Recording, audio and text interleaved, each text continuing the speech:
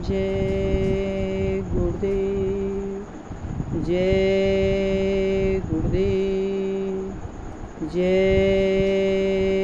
गुरुदेव।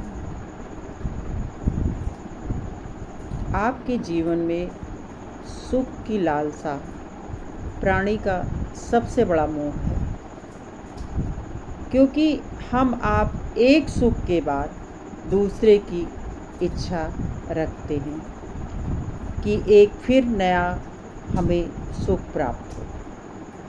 ये स्थिति लगातार बढ़ती ही जाती है, क्योंकि जब आपकी एक इच्छा पूर्ण हो जाती है तो आपके मन में दूसरी जागृत हो जाती है।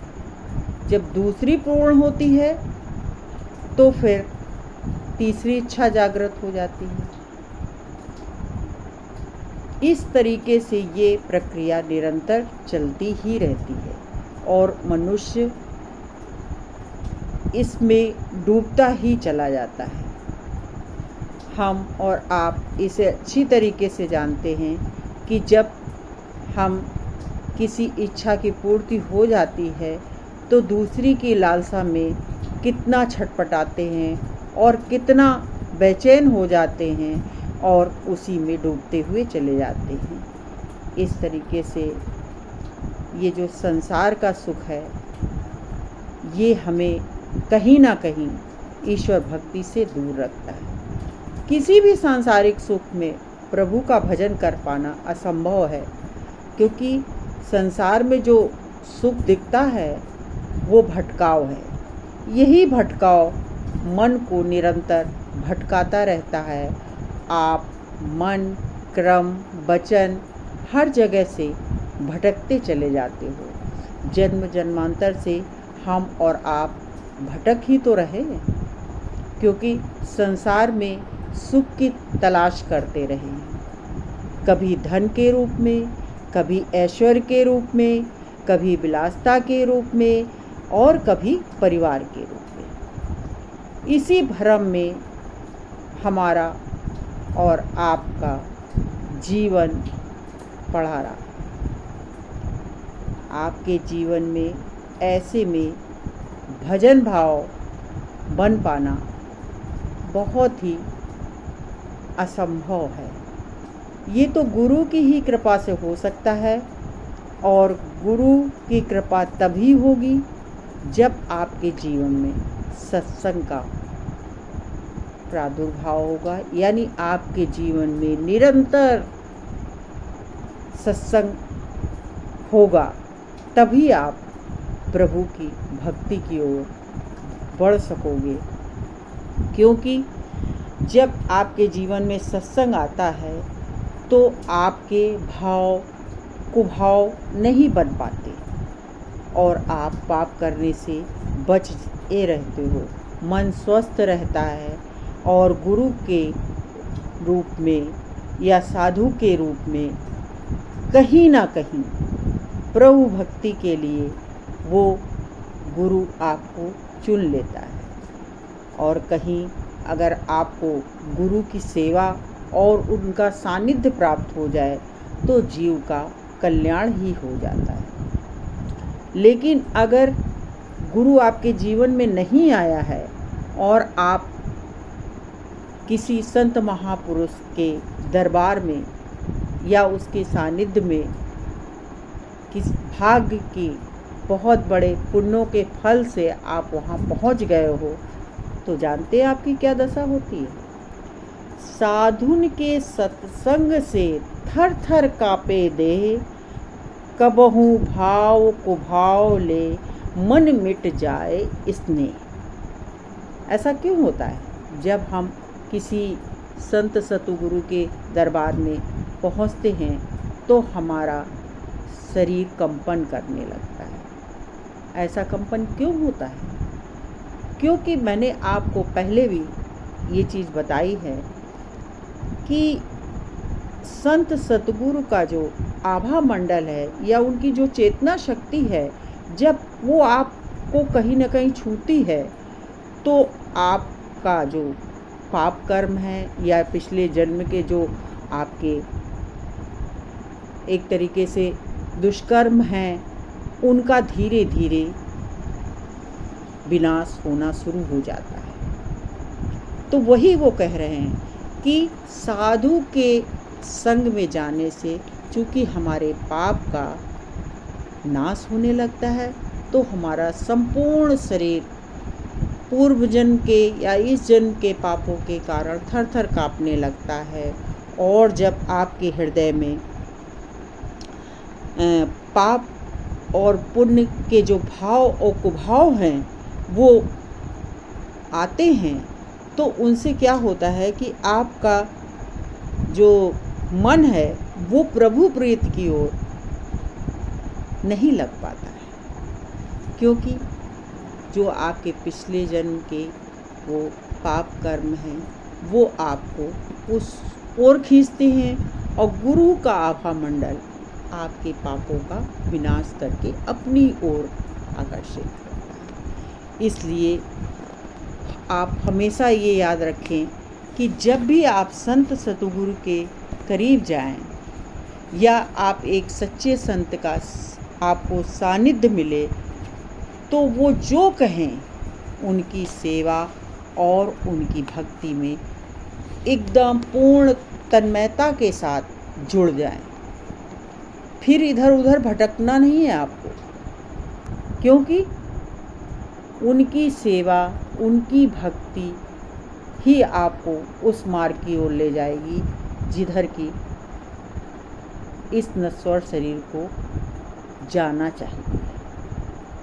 ऐसा मैं इसलिए कह रही हूँ कि भक्ति भाव का उत्पन्न होना बहुत ही पुण्य कर्मों के प्रभाव से आपके इस जीवन में होता है, वरना आदमी का संपूर्ण जीवन इसी संसार में मरते खपते समाप्त हो जाता है और वो ईश्वर का नाम भी नहीं ले पाता।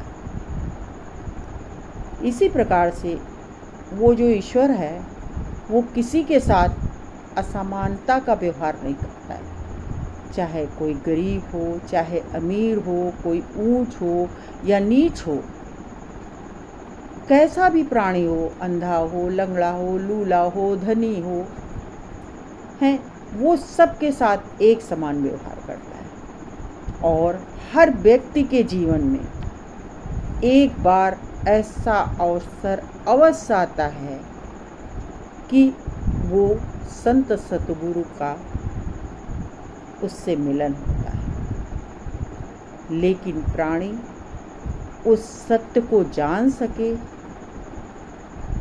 ये बहुत बड़ी बात है। ये आपके 5 तत्वों का शरीर ईश्वर ने आखिर आपको क्यों दिया है? इस सत्य को जानने की कभी मनुष्य में अपने आप इच्छा नहीं होती। जब कोई सच्चा संत या कोई सत्संग आपके जीवन में आता है, वही आपको इस बात का आभास कराता है कि इस मनुष्य शरीर का कोई मोल नहीं। ये मानव तन अनमोल निधि है, आप इसके मूल्य को समझें। अब की बार अगर उस प्रभु ने आपको ये नश्वर शरीर दिया है, तो इसके नष्ट होने से पहले इससे वो काम ले लें जो जन्म जन्मांतर तक आपके पुण्य के बैंक में जमा रहेगा। इस शरीर से तो आपने संसार के तमाम काम किए, अब की बार उस प्रभु की सेवा भक्ति भी करके देख लो। इसी जीवन में आपको वो क्या नहीं देगा, ये तो आपको उस दिन आभास होगा जब आप इस रास्ते पर आगे बढ़ोगे। मैंने पहले भी आपसे कहा है कि भाई मांगने की ज़रूरत ही नहीं पड़ेगी, वो देने को तैयार खड़ा है। जो प्रभु आपको बिना मांगे सब कुछ देता है, फिर जब आप उससे मांगोगे तो वो क्यों नहीं देगा? अवश्य देगा। उसके यहाँ अभाव नहीं है। भाव चाहिए। अरे जब बालक रोता है तब माँ के सीने में दूध छलक आता है। जब धरती तपती है तो मेघ बरसते हैं। तो जब भक्त तड़पता है उसके प्रेम में तो वो नंगे पांव दौड़े चले आते हैं। जब आपके जीवन में सत्संग, सेवा और सुमिरन की तड़प होगी तो भक्ति भाव के बादल जरूर बरसेंगे, जो आपके संपूर्ण जीवन को तृप्त कर देंगे। आप मेरी बात नहीं मानते हो, संतों की बात नहीं समझते हो, ग्रंथों को नहीं पढ़ते हो, पर इस संसार में रहकर संसार को तो देखा है आपने इस संसार में देखा होगा कि जब आपका किसी ऐसे व्यक्ति से संग होता है जो सत्य को अपने जीवन में धारण कर चुका होता है, या आपको किसी महापुरुष का संग मिलता है, तो आपका संपूर्ण जीवन कैसे बदल जाता है। क्यों बदल जाता है? क्योंकि आपने उस सत्य को स्वीकार करना शुरू कर दिया है। आपने इसी संसार में देखा होगा, जिन महापुरुषों की संगत में कोई प्राणी रहा है या उनके सानिध्य में या उनकी सेवा में या उनकी भक्ति में उसने अपने जीवन को अर्पण किया है, तो उसने क्या पाया है? ये ऐसा कौन सा अनमोल धन मिला या ऐसी कौन सी ऐसी चीज़ मिली जिससे उसका सारा माया मोह दूर हो गया और उसको संसार से विरक्ति हो गई, उसकी सारी इच्छाओं का अंत हो गया। अरे भाई, सतगुरु के आभा मंडल ही ऐसा है कि जहाँ साधक को ये संसार भूल जाता है, उसे फिर संसार याद नहीं रहता।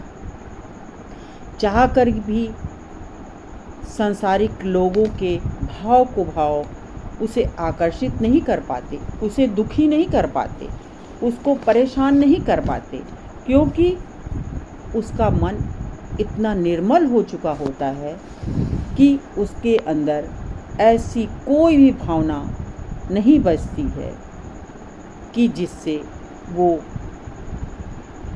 और तमाम जीव मात्र को उस प्रभु से अलग समझ सके। सबके हृदय में, सब में वो उसी प्रभु को देखने लगता है, और यही कारण है कि उसका मन एकदम निर्मल हो जाता है और वो अपनी प्रभु भक्ति में लीन हो जाता है, क्योंकि उसकी हर चेष्टा, हर व्यवहार उसका उस भक्ति भाव से जुड़ जाता है।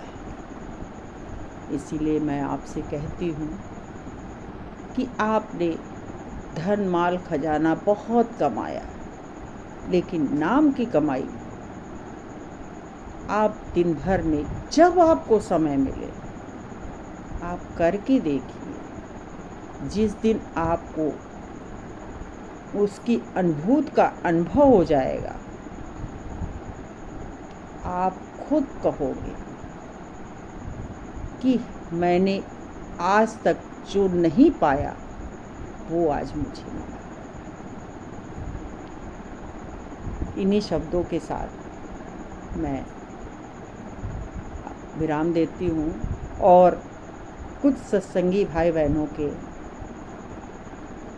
ऐसी इच्छा जाहिर की कि बहुत देर से मैं वीडियो डाल पा रही हूँ।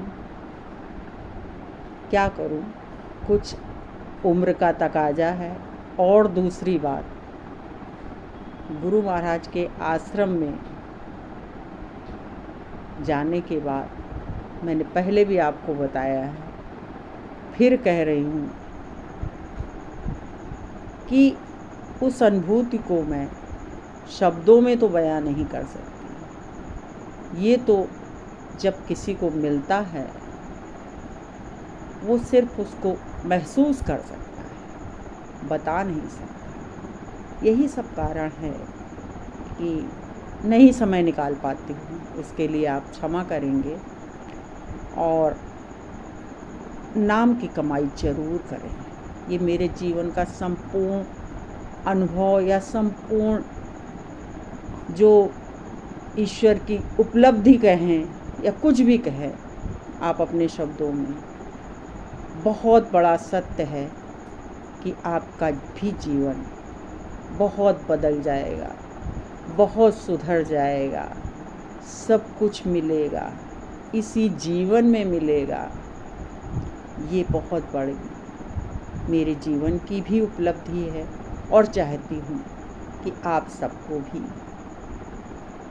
ऐसा आभास हो, ऐसे प्रभु के राह पर आप भी उसी तरीके से आगे बढ़ें जहाँ आपको आपका संत सतगुरु या आपके मालिक का दीदार हो सके। जय गुरु।